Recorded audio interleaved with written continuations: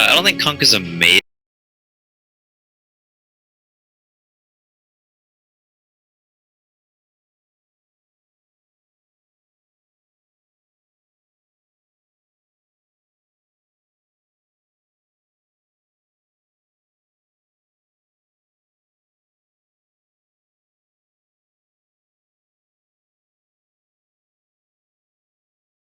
To be far away and then them running you or you running at them, otherwise then he just has a hard time landing his spells and doesn't have the biggest of impacts.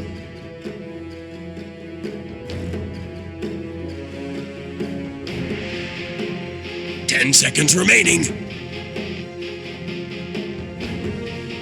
5 seconds remaining.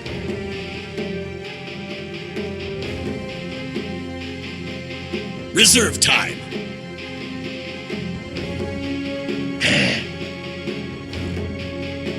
Dire team pick.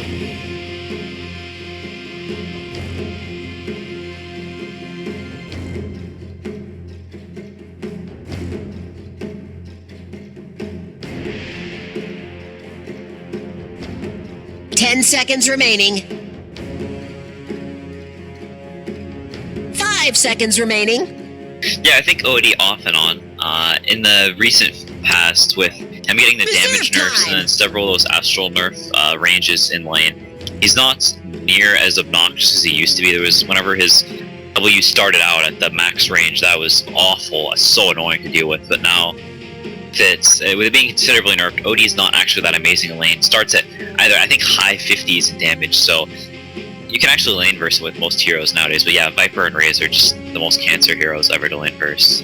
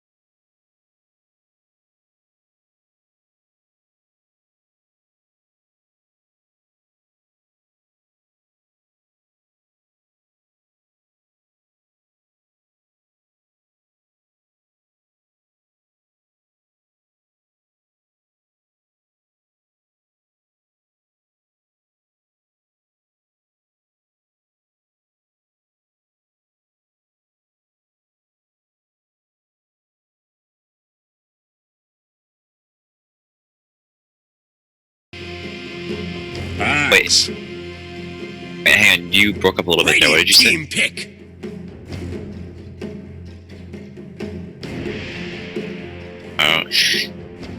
Yeah, not too much.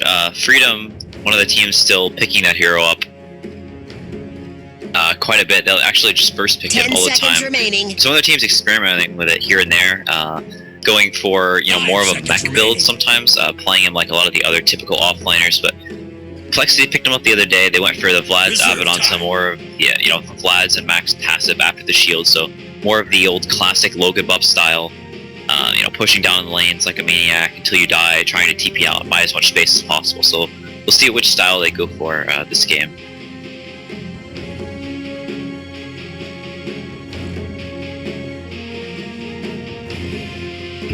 Yeah, X-Mike, an Abaddon specialist.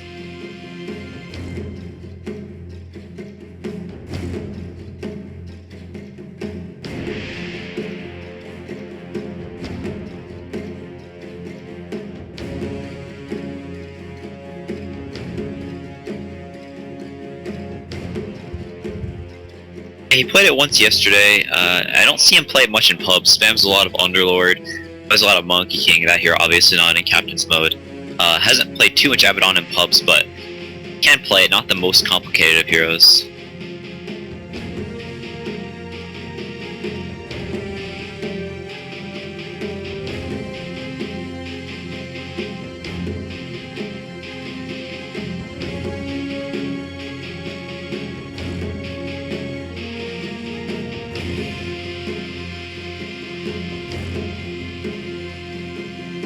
Dire team ban.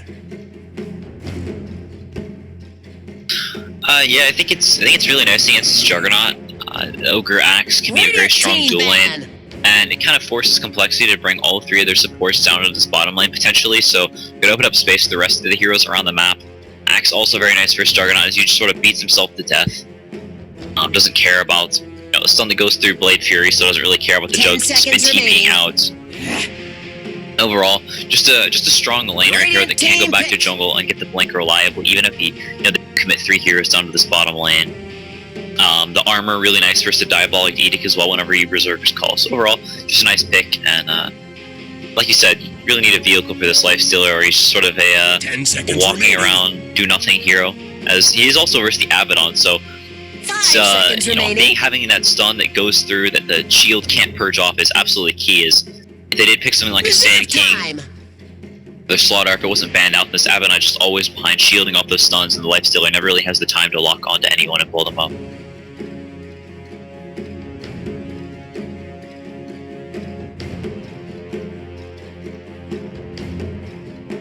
Ten seconds remaining.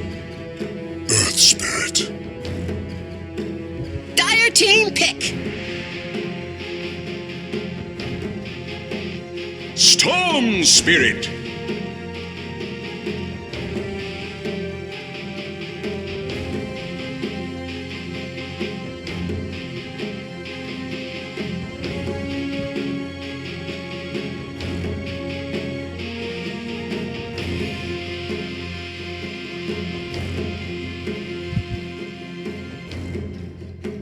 Yeah, it's a nice pairing with the Lifestealer, so it gives them multiple vehicles.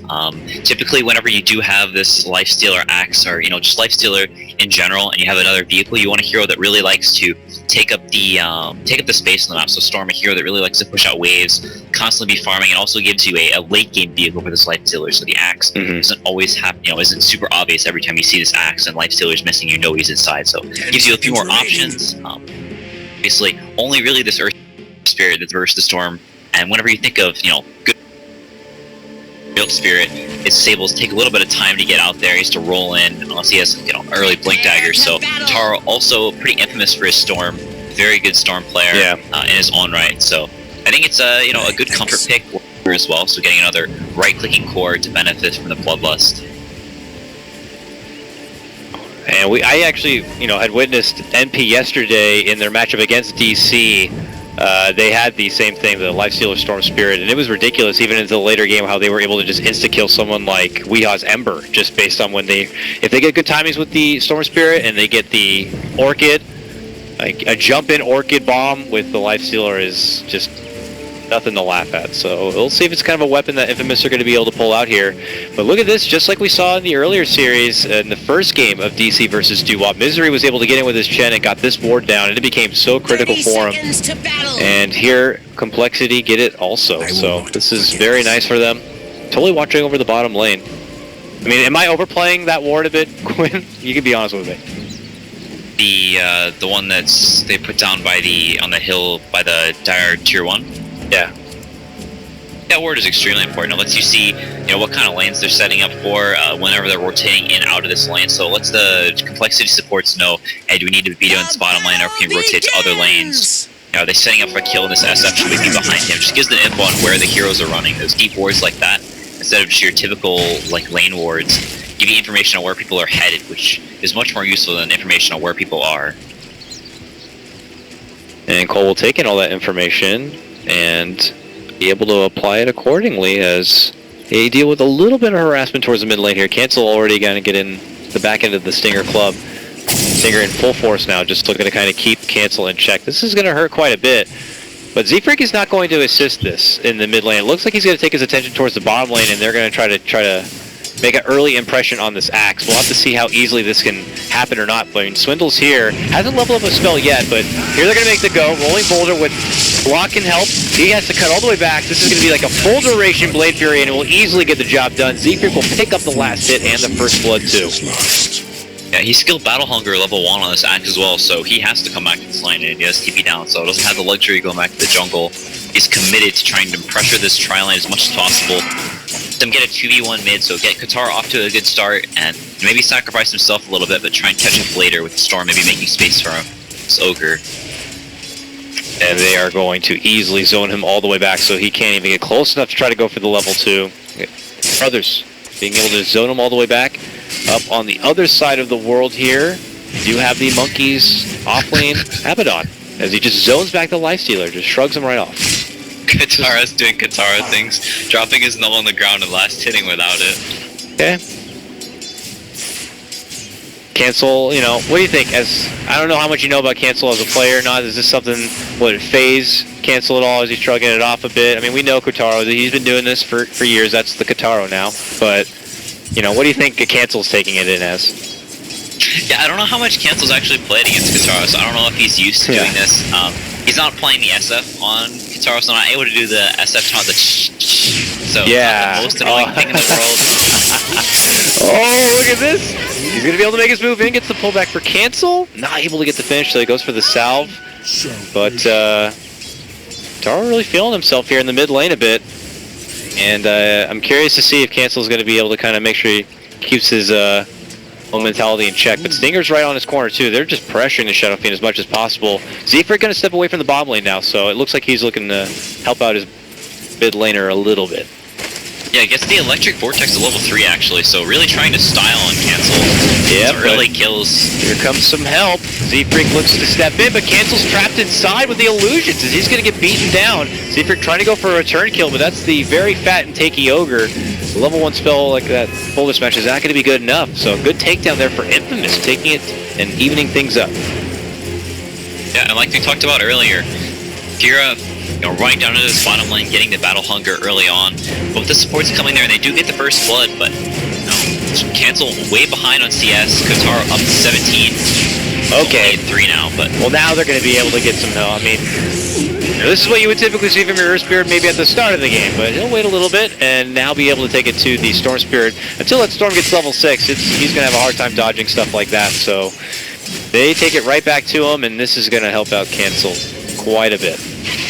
Yeah, was it only 1 or 2 souls, now up to 18, so gonna be basically even in this last hitting battle, even with the early advantage the Storm got. Kotaro still trying to push up, kind of flashy, but Stinger smoking in as well, so they really want to keep Cancel down, give Kotaro that early lead and try and let him take over this game, as he can, whenever he is ahead and not in a throwing mood, can be a very, very flashy, dominant player. That is for sure. One we see able to utilize an advantage real nicely. If there's an opportunity to snowball and style, like he will be there to do it. Here comes Z-Freak though, going for his own roll. Nice snag of the bounty rune, and now they could converge onto Little Hope here. Rubik will swaddle back to the lane, but we'll see if Z-Freak looks to make any sort of engagement happen. Not too much kill potential, but they're thinking about it. He's pulling him, he's drawing him back towards Z-Freak. He's going to have to roll in. Monkeys needs help, so they'll have to dish out the shield, but a few more right clicks should be able to get the finish. Monkeys hiding within the trees. Going to go to the other end. Benjaz, will he cut him off? Z-Freak's trying to block him back.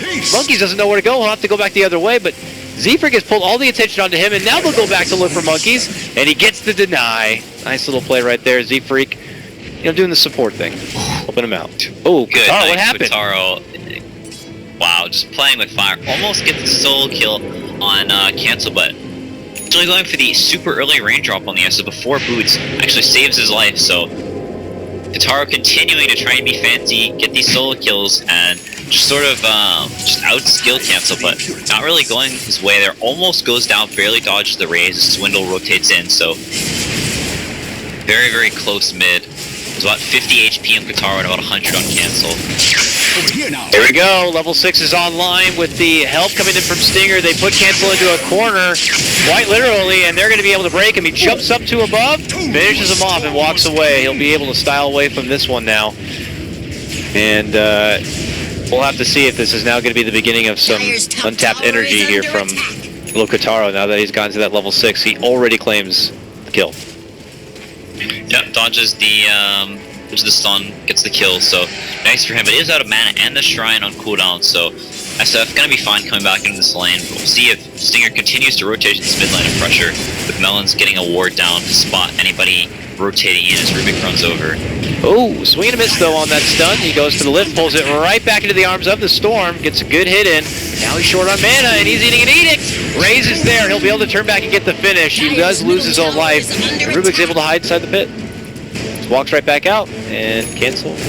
Well, quickly realize what's going on here. Zefric shows up now, though. Dire's bottom tower is 8 is stun, and it looks like they'll just kind of eyeball each other a bit, but nothing will be coming out of it. But my, oh my. Sorry, maybe a little kill happy. Pops the Soul Ring, a Remnant, and turns the hit instead of zipping away. So valuing getting the kill over his own life. Cancel getting that pickup kill there. The net worth gap being closed a little bit, but still in a decent pace in the Storm Spirit. Does have the Soul Ring now, as well as the bottle raindrop and the boots. So a pretty good start for the Storm. Brings him back to the lane. I'd love to touch base here at the bottom. All that attention's been drawn away. Valentine's been able to kind of continue his path of farm right now. Picking up his Tranquils. Another deep ward will be planted by Zefric just around the corner. And just around that corner is a smoke movement here. Zefric got to be careful rather, walking out. He does walk out now. To find himself on the helping end of a soon-to-be gank. As Infamous are on the move, they now spot that Moose in the lane, and they're going to rotate over. And Moose committed now. He's going for the blade fury because he thinks him and Zefric are going to have a gank, and they actually might be able to get the axe down. But here comes the troops. All these supports are going to be able to get redemption here, trying to go for Moo. Moo just runs within the trees, looking to hide, but he's burning up. Does the ignite, runs back out the other way. There's a right click. It's going to be able to get the finish. They lift it up now. Swindle shows up. Will eat the fire blast. Zefric's looking to take down the Rubik. They will be able to get the kill, make it a 2-for-1 trade. Advantage for Cole. They're not done yet, looking to roll in, but an Ogre, he's not going to be an easy grab. So, all right. Chaos breaks out quite a bit, but Complexity managed to walk away with a slight upper edge. Yeah, I think Infamous fairly okay with how the pace the game is going currently. They get the nice kill on Moose, so shutting him down a little bit. Max still quite far away from his Blink Dagger. There's a ring of regen, so maybe not going immediately into that Blink Dagger, but Lifestealer having a very good game. Storm having a decent amount of farm, so enabling their cores, having a much better start than they did in the first game. Oh, Moo able to sidestep the call and get the finish onto the Ogre. Just running right around him. That is going to be bringing that Ogre down a peg, or the supports are looking to actually get their own way. As we see J-Hope mid lane, he's like, okay, great, soul time for me. He gets to his level 6, so now we have Spell Steal ready to work with now, but it's starting to feel like Cole are taking a bit advantage here of the farm available on the map. And I haven't even been able to really see, I mean, Monkeys has just been kind of hanging top lane. Like, how long before he, like, goes out and does something, and he's going to just be at quickly level 8 or 9.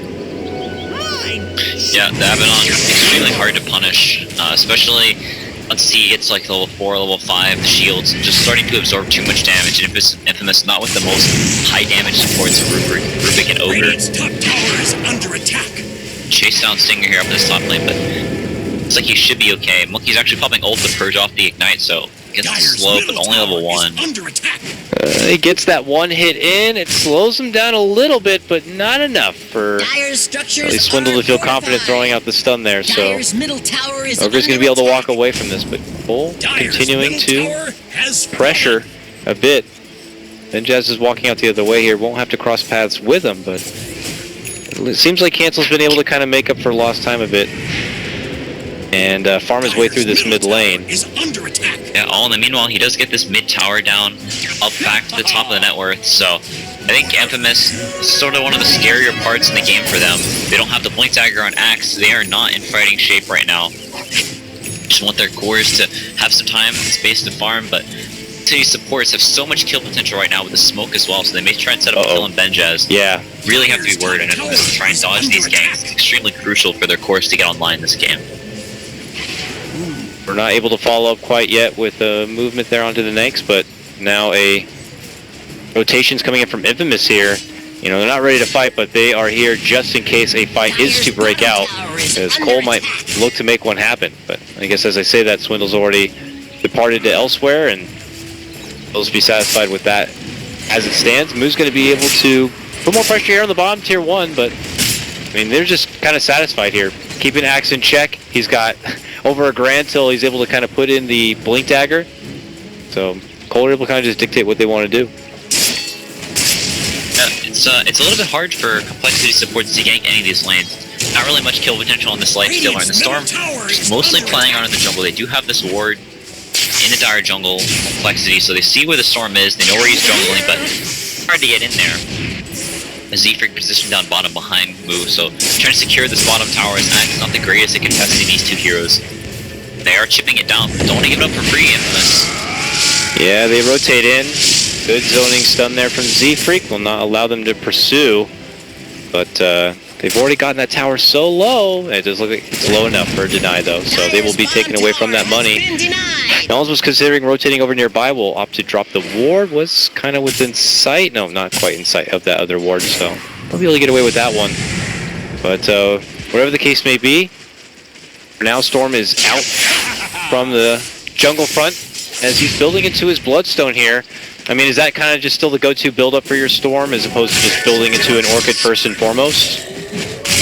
Yeah, you tend to be too squishy. You really want to, be taking really successful fights with whatever your first big item is, and if that's, you're taking these successful fights, you want to be getting the Bloodstone charges off this. You don't really have the mana regen to sustain these longer fights. If you just go for the Orchid, and also you're some Abaddon versus Juggernauts, who's going to be getting a Manta, so not the greatest first item in the world. So it'll just get purged off in these big team fights, or you'll get silenced off and just die almost instantly without the HP that the Bloodstone offers. Yeah. For now, though, looking to finish off the stone in hand, but I mean, the Monkeys is here now, and this guy had been kind of silently farming his way up in the top lane. Still level 9, getting close to level 10, and another game with that Helm of the Dawn being able to, he's been supporting this net creep as he did in the last game too, and just kind of able to hold the lane himself. But still, we look to the Infamous supports, in a position where they can't really do a whole lot, while we have Z-Freak, a support on the other team. He's doing a whole lot, making his move in, looking to take down the Storm himself, but they're not going to have enough lockdown to stop him from being able to jump back and away here. J-Hope rolls on in, but he dies just as fast as he shows up. The bomb comes out, but it doesn't really make big connection. But as they step back, good call, they connect, but it wasn't a good call. He's going to have to back up and away here, gets netted down, and it's a bit of a scramble for Infamous as they just go on full retreat mode. Bull now are the ones looking to make chase. Can't quite get a grab onto anyone, but Infamous put all their attention all the way up in this top lane. Moo doesn't even need to get involved. He's showing up now late to the party. Thinks that at this point they're going to have the upper hand in a fight and they can just move forward with objectives. Yeah, this is exactly what Infamous wanted to avoid, letting Complexity up, have all their lanes shoved in, and just walk down this tower. Infamous not really getting anything off of this as well, not pressuring any of the other towers, not farming on any of their cores. So Complexity very happy with this trade, and Cancel actually going for the mech. So you can see, Cole know that the Storm and Lifestealer, they can get on, split up, get online, split up the map, and start getting pickoffs, and things could get grim. So it'll look to put the pressure on now as Stinger goes down as well. Yeah, just supports just kind of hanging nearby, just are going to be victim here of the stampede of Complexity now coming in from the north, if you will, and not really a lot for Infamous to be able to hold at this point. Ogre's back now, but they have a mech and so much power rolling for him, and it's going to feel a little under part of the defense from Infamous. They've already locked down their prize core. That's suddenly a Lifestealer out of the game for 30 seconds without a buyback. I mean, this one could be quick as well. A day of 15-minute games, as the Tier 3 is already going to be dropped. Complexity hoping to round things out, and unfortunately without a blinking axe, without a way to really get in there. Their tanks are being taken apart right now as Stinger's going to be set to fall. It looks like Complexity are going to be able to walk away with a 2-point advantage after this series does conclude. I hate to speak too soon, Quinn.